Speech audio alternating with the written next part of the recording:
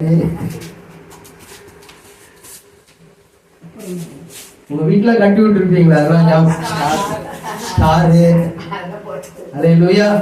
சரி, அதாவது இவைகள் எல்லாம் கிறிஸ்துவனுடைய பிறப்பின் அந்த மகிழ்ச்சியான நாட்களில் சில வீட்டுல பாத்தீங்கன்னா டிசம்பர் 1ஆம் தேதியே நடுவாங்க, ஸ்டார் கட்டிடுவாங்க. சரி, இன்னைக்கு அந்த நட்சத்திரத்தை குறித்த சில காரியங்களை நாம் இன்றைக்கு சிந்திக்க போகிறோம். அல்லேலூயா. மத்தேயு சுவிசேஷம் 2ஆம் அதிகாரம் 2ஆம் வசனத்தை நாம் வாசிப்போம். மத்தேயு 2ஆம் அதிகாரம் 2ஆம் வசனம். யூதருக்கு ராஜாவாக பிறந்திருக்கிறவர் எங்கே? யூதருக்கு ராஜாவாக பிறந்திருக்கிறவர் எங்கே? கிழக்கிலே அவருடைய நட்சத்திரத்தை கண்டு அவரை பணிந்து கொள்ள வந்தோம் என்றார்கள். ஏரோது ராஜா அதை கேட்ட பொழுது அவனோடு கூட எருசலேம் நகரத்தார் யாவரும் கலங்கினார்கள். அவன் பிரதான ஆசாரியர் ஜனத்தின் வேதபாரகரையும் எல்லாரையும் கூடி வர செய்து கிறிஸ்துவானவர் எங்கே பிறப்பார் என்று அவரிடத்தில் விசாரித்தான்.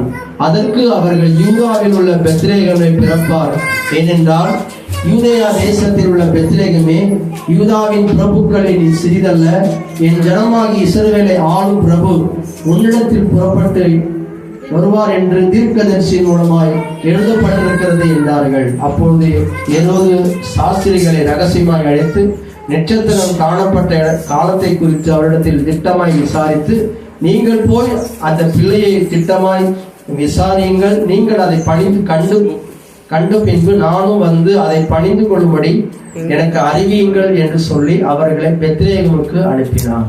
அல்லேலூயா. கர்த்தருடைய நாமம் மகிமைப்படுவதாக. கிறிஸ்து பிறந்த பொழுது வானத்திலே ஒரு நட்சத்திரம் ஒன்று காணப்பட்டது. இந்த நட்சத்திரமானது தேவனுடைய படைப்பிலே ஒன்று. தேவன் நட்சத்திரங்களை எல்லாம் அவர்தான் படைத்தார். ஆனால் என்னாகம புத்தகத்திலே ஒரு வாக்குத்தத்தம் சொல்லப்படுகிறது. யாக்கோபின் வம்சத்திலே ஒரு நட்சத்திரம் உதிக்கும் என்று சொல்லப்பட்டிருக்கிறது. அதே போல ஏசாயா தீர்க்கதரிசியும் நட்சத்திரத்தை குறித்து தீர்க்க தரிசனங்களை சொல்லி இருக்கிறார். இந்த நட்சத்திரமானது இயேசு பிறந்த காலத்தில் தோன்றினதான ஒரு நட்சத்திரம். அதற்கு முன்னாடி எத்தனையோ நட்சத்திரங்கள் வானத்தில் இருக்கின்றன. ஆனால் இயேசு பிறந்த பொழுது வானத்தில் ஒரு நட்சத்திரம் தோன்றினது. அந்த நட்சத்திரத்திற்கு பெயர் என்னவென்றால் அவருடைய நட்சத்திரம். யாருடைய நட்சத்திரம்? அவருடைய நட்சத்திரம். எல்லா நட்சத்திரங்களுக்கும் பெயர் இருக்கிறது. ஆனால் இந்த நட்சத்திரத்துக்கு பெயர் என்ன? யாருடைய நட்சத்திரம்? இயேசுவுக்காகவே உதிக்கப்பட்ட ஒரு நட்சத்திரம். ஏசாயா 9ஆம் அதிகாரத்தில் வாசிக்கிற 2ஆம் வசனம், இருளில் நடக்கிற ஜனங்கள் பெரிய வெளிச்சத்தை கண்டார்கள், காரிருளில் வாசமாய் இருக்கிறவர்கள் அந்த வெளிச்சம் உதித்தது என்று எழுதப்பட்டிருக்கிறது. நட்சத்திரத்தை கண்டு அவரை பணிந்து கொள்ள வந்தோம் என்றார்கள். இப்ப இயேசுவை பணிந்து கொள்வதற்காக சாஸ்திரிகள் 3 பேர், அத 3 பேர்னு சொல்லி இங்க பைபிள்ல சொல்லல. ஆனா அவங்க 3 பொருட்களை கொண்டு வந்ததுனால நம்ம அவங்க 3 பேர் என்று நம்ம சொல்லுகிறோம். இங்க பணிந்து கொள்ள வந்தோம் என்றார்கள். வந்தோம் என்று சொன்னாலே, வந்தேன் அப்படின்னு சொன்னா சிங்குலர்ல சொல்லலாம். ஆனா இங்க பன்மையில சொல்லப்பட்டிருக்கிறது வந்தோம் என்றால் அவர்கள் அநேகர் வந்திருக்கலாம் என்றதான இந்த வார்த்தையின் மூலம் நாம் கலங்கியிருக்கிறோம். இன்னொரு அந்த 3ஆம் வசனம் சொல்லி இருக்கிறது, ஏரோது ராஜா அதை கண்ட பொழுது அவனும் அவரோடு கூட எருசலேம் நகரத்தாரும் கலங்கினார்கள். அப்படின்னு சொன்னா ஒரு 2 பேர் 3 பேரை பார்த்து ஒரு நகரமே பயப்படுவாங்களா? கலங்குவாங்களா? கலங்கி இருக்க மாட்டாங்க. ஏன்னா அநேகர் ஒட்டகத்துல வந்திருக்காங்க.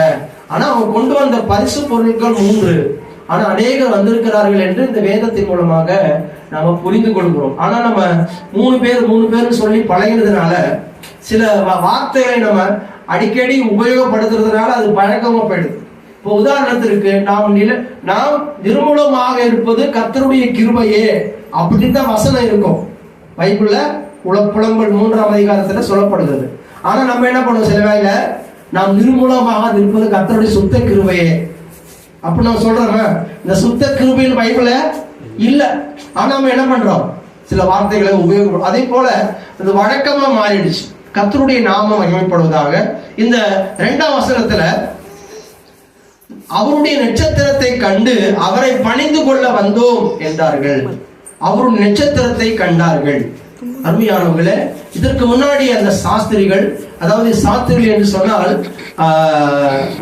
வானத்தில் நடக்கிற எல்லா நிகழ்வுகளையும் ஆராய்ச்சி செய்கிறவர்கள். ஏதாவது ஒரு நட்சத்திரம் தோன்றினால் அதை குறித்து ஆராய்ச்சி செய்கிறவர்கள்.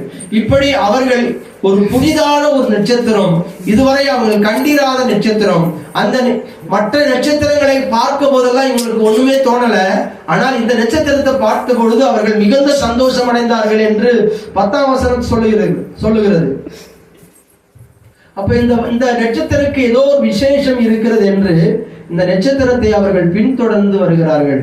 அது வருகிறது, எங்க வருகிறதுன்னா யூதேய தேசத்திற்கு வருகிறது. யூதேய தேசத்தில் உள்ள பெத்லேஹேமுக்கு போகிறது. பெத்லேஹேமுக்கு போக உடனே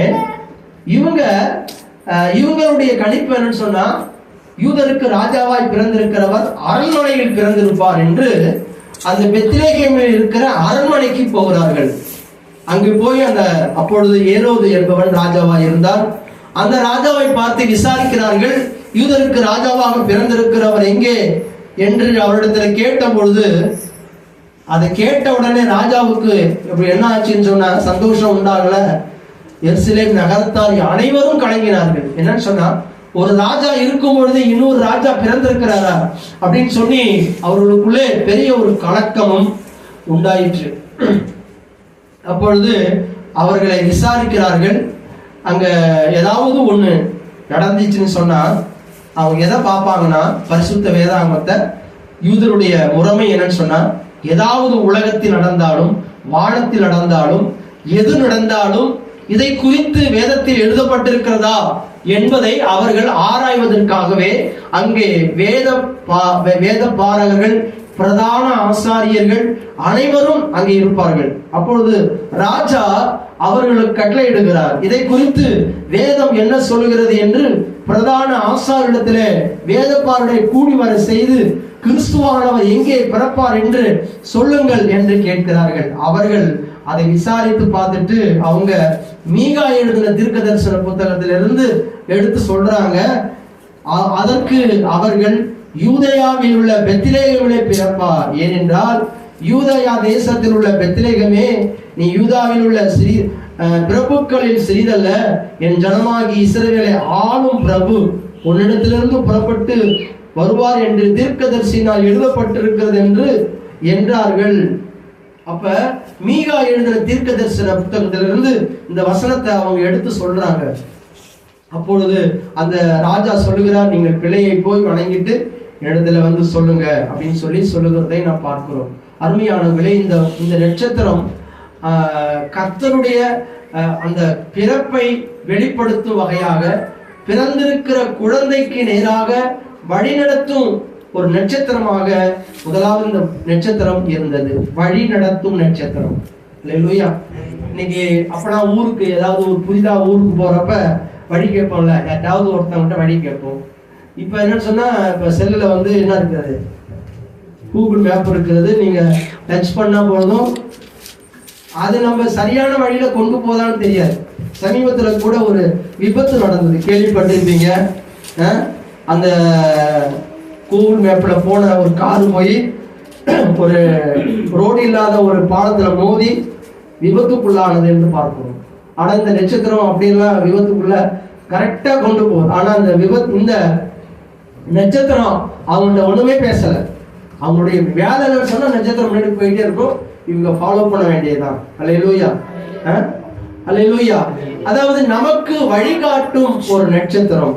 இரண்டாவது, அதே அதிகாரம் 7ஆம் வசனத்துல 2:7 சொல்லப்படுகிறது, அப்பொழுது ஏரோது சாஸ்திரிகளை ரகசியமாய் அழித்து நட்சத்திரம் காணப்பட்ட காலத்தை குறித்து அவரிடத்தில் திட்டமாய் விசாரித்தார்கள்.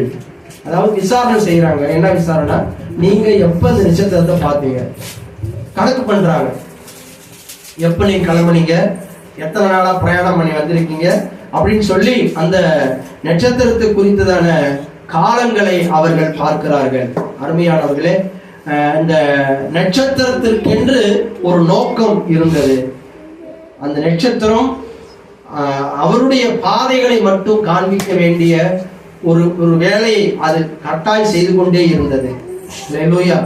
அதற்கு ஒரு பாதை, ஒரு ரூட் கொடுக்கப்பட்டது. அல்லேலூயா.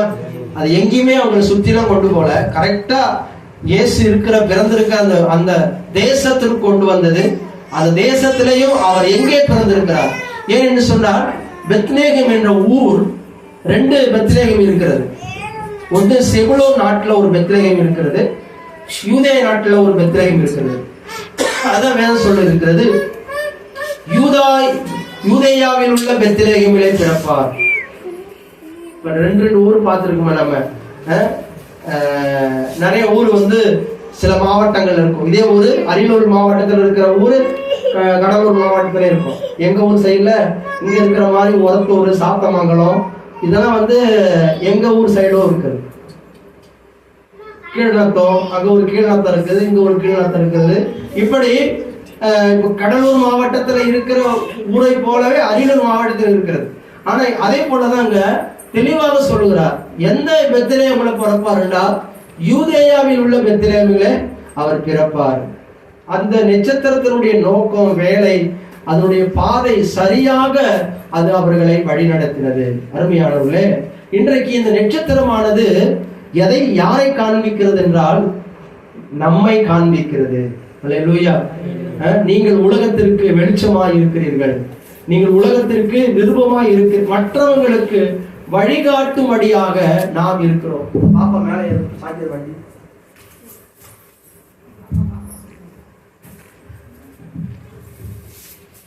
அல்லேலூயா. நாம் மற்றவர்களுக்கு வழிகாட்டும்படியா, நம்ம எல்லாம் ஒவ்வொருத்தரும் ஒவ்வொரு நட்சத்திரம் தான். இது இருக்கிற நம்ம அனைவரும் நட்சத்திரம், மற்றவங்களுக்கு இயேசுவை காண்பிக்கிற நட்சத்திரம். இப்ப நம்ம வீட்டுல எல்லாம் நட்சத்திரம் கட்டி விடுறோம். எதுக்காகன்னு சொன்னா, எங்க வீட்டுல இயேசு பிறந்திருக்கிறார், எங்க வீட்லயும் அந்த மகிழ்ச்சி இருக்கிறது, வாங்க அப்படின்னு சொல்லி மற்றவங்களை நம்ம அழைக்கிறதுக்கான சில சொல்லுவாங்கல்ல, ஸ்டார் கட்டி இருக்கிற வீடெல்லாம் என்ன சொல்லுவாங்க, இவங்கெல்லாம் கிறிஸ்தவங்க, இவங்க தச்சுக்கு போடுறவங்க, இவங்க ஏசாமி போடுறவங்க அப்படின்னு சொல்லி சில ஊர்ல பார்த்தா, நீங்க அந்த ஆண்டி மடத்துல இருந்து அந்த உள்ள அந்த போற வரைக்கும் பார்த்தா நெடுக்க எல்லா வீட்டிலையும் கிறிஸ்தவர்கள் அதிகமாக வாழ்ற இடங்களில பாத்தீங்கன்னா நிறைய எல்லா வீட்லயும் ஸ்டார் கட்டி இருக்கும். அது இரவு நேரத்துல பாத்தீங்கன்னா அது ஒரு கண்கொள்ளா காட்சியா இருக்கும். தொடர்ந்து எல்லா தெருக்களையும் தொடர்ந்து அப்படியே கட்டியிருப்போம். அல்லேலூயா. அது ஒரு மகிழ்ச்சி. அல்லேலூயா. அது ஒரு மகிழ்ச்சி. இந்த நட்சத்திரத்தை கண்டு 10ஆம் வசனத்துல சொல்லப்படுகிறது, அவர்கள் அந்த நட்சத்திரத்தை கண்ட பொழுது மிகுந்த ஆனந்த சந்தோஷம் அடைந்தார்கள். அல்லேலூயா. மிகுந்த ஆனந்த சந்தோஷம் அப்படின்னு சொன்னா சந்தோஷத்தினுடைய உச்ச நிலைன்னு சொல்லலாம். மிகுந்த ஆனந்த சந்தோஷம், ஓவர்ஃபுல் ரிஜாய் அந்த ஆங்கிலத்தில் சொல்லப்படுகிறது. அதாவது மிகுந்த ஆனந்த சந்தோஷம், அதாவது இதற்கு இந்த சந்தோஷத்திற்கு அளவே இல்லை. அல்லேலூயா. அதனாலதான் இந்த உலகத்துல எல்லா நாடுகளிலும் உலக நாடுகள் 240 சொல்றாங்க. எல்லா 240 நாடுகளிலும் கொண்டாடுகிற ஒரு மகிழ்ச்சியான ஒரு பண்டிகை எதுன்னு சொன்னா கிறிஸ்து பிறப்பினுடைய பண்டிகை. எல்லா நாட்டிலும் பொங்கல், தீபாவளின்னு சொன்னா நம்ம தமிழ்நாட்டுல தமிழர்கள் வாழ்ற இடங்களெல்லாம் கொண்டாடுவாங்க. ஆனா கிறிஸ்துமஸ் சொன்னால் எல்லா நாடுகளிலும் என்ன பண்றாங்க, கொண்டாடு. கிறிஸ்துமஸ் அந்த டிசம்பர் மாசம் பிறந்தாலே எல்லா நாடுகளிலும் அங்க ஒளி அலங்காரம். இந்த கிறிஸ்துமஸ்ல முக்கியமானது என்னன்னு சொன்னா வெளிச்சம். ஸ்டார் ஒரு வெளிச்சம், அந்த சிறிலைட் போடுவாங்க, அது ஒரு வெளிச்சம். வெளிச்சத்தை தான் என்ன பண்றாங்க நம்ம மக்களுக்கு சொல்றாங்க. அல்லேலூயா. ஏனென்றால் இருளில் நடக்கிற ஜனங்களுக்கு ஒரு பெரிய வெளிச்சமாக இயேசு இந்த உலகத்திலே உதித்தார். மரண இருளில் குடியிருக்கிற ஜனங்களுக்கு அவருடைய வெளிச்சம் பிரகாசித்தது. அல்லேலூயா. நாம் எல்லாருக்கும் இந்த உலகத்தில் வாழ்ந்த இயேசு பிறப்பதற்கு முன்பதாக மனிதனுக்கு மரணத்தின் மீது நம்பிக்கையே இல்லை. செத்து போன பிறகு எங்க போறோம், என்ன செய்யறது தெரியல. ஆனா இயேசு வந்த பிறகுதான் மரணத்திற்கு பின்பு ஒரு வாழ்க்கை இருக்கிறது. மரணம் என்பது உங்களுக்கு நிரந்தரமானது அல்ல, அது இவ்வுலகத்தினுடைய பிரிவு மட்டும்தான். உங்களுக்கு நித்தியமான ஒரு வாழ்வு இருக்கிறது என்று இயேசு நமக்கு அவருடைய மரணத்தினாலே நம்முடைய மரணத்தை ஜெயித்து இன்றைக்கு அவர் நமக்கு மரணத்தை குறித்துதான பயத்தை நம்மை விட்டு நீக்கி போட்டார். அல்லேலூயா, அல்லேலூயா. கிறிஸ்தவர்களாக வாழ்றவர்களுக்கு மரணத்தை குறித்து பயம் இல்லை. ஆண்டவர் சொன்னார், நான் உயிர்த்தெழுதலும் ஜீவனுமாய் இருக்கிறேன், என்னை விசுவாசிக்கிறவன் மரித்தாலும் பிழைப்பான். மரணத்திற்கு பின்பு நமக்கு ஒரு வாழ்க்கையை தேவன் நமக்கு கொடுத்திருக்கிறார். அதனால நம் ஆண்டவருக்கு நன்றி செலுத்துவோம். அடுத்ததாக நாம் இந்த உலகத்தில் வாழ்கிற நாளெல்லாம் மற்றவங்களுக்கு வழிகாட்டியாக, ஒளியாக, கர்த்தரிடத்திலே வழிநடத்துகிற ஒரு நிறுவனம் சொன்னா ஒவ்வொரு அப்பெல்லாம் இந்த பஸ் ஸ்டாண்ட்ல வச்சிருப்பாங்க, இதனால கை காட்டின்னு சொல்லுவாங்க. இந்த ஊருக்கு போற வழி, இந்த ஊருக்கு போற வழி இத்தனை கிலோமீட்டர் அப்படின்னு சொல்லி ஒரு 3 திசை காட்டுகிற ஒரு கல்லு நிக்க வச்சிருப்பாங்க. அல்லேலூயா. அதே போல தேவன் நம்ம இந்த உலகத்துல பரலோக ராஜ்யத்தையும் தேவனையும் தேவனுடைய வழியையும் நாம் காண்பிப்பதற்காக நம்மை ஒவ்வொரு தெருக்களிலும் ஒவ்வொரு ஊர்களிலும் தேவன் நம்மை நிற்க வச்சிருக்கிறார். அல்லேலூயா. நாம் ஒவ்வொருவரும் பரலோகத்திற்கு இயேசுவுக்கு நம்ம வழிகாட்டிகளாக, இயேசுவை காண்பிப்பதற்கு வழிகாட்டிகளாக வாழ்வோம். கர்த்தர் இந்த வார்த்தையின் மூலமாக உங்களை ஆசீர்வதிப்பார். அல்லேலூயா. நாம் ஜெபிப்போம். பரலோக பிதாவே, நன்றியோடு ஸ்தோத்திரிக்கிறோம்.